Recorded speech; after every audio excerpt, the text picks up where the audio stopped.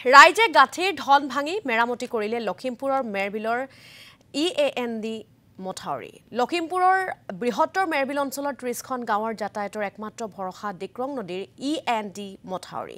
আজি কুপতি ডিক্ৰং নদীৰ উত্তৰ পাৰৰ এই বান্ধটোত পৰা নাই এচপৰা মাটি। বাৰম্বাৰ অনুৰোধ কৰাৰ পাছতো চৰকাৰে গুৰুত্ব নিদিয়াৰ অভিযোগ উত্থাপন কৰিছে স্থানীয় ৰাইজে। অৱশেষত এজন উদ্যমী ব্যৱসায়ীৰ নেতৃত্বত ৰাইজে নিজেই মেৰামতি কৰিলে পথছোৱা।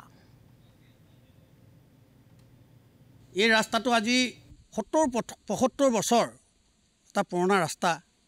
আজিলৈকে কিন্তু এই ৰাস্তাটোৰ ক্ষেত্ৰত অসম চৰকাৰে কোনো এটা পদক্ষেপ নললে। যথেষ্ট ৰাইজৰ কষ্ট হৈছে।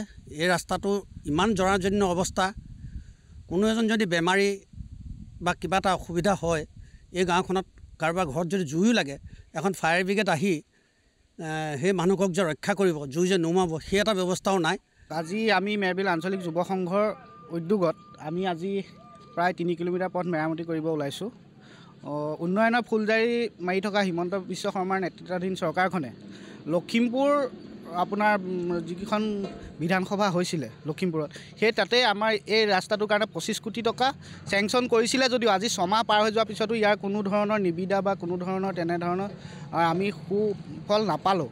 গতিকে আজি আমি আগন্তুক বাৰিষাৰ প্ৰতি লক্ষ্য ৰাখি আমি মেৰবিল আঞ্চলিক যুৱ সংঘৰ বৃহত্তৰ এই 4-5খন গাঁৱৰ ৰাইজ মিলি আমি এই ৰাস্তাটো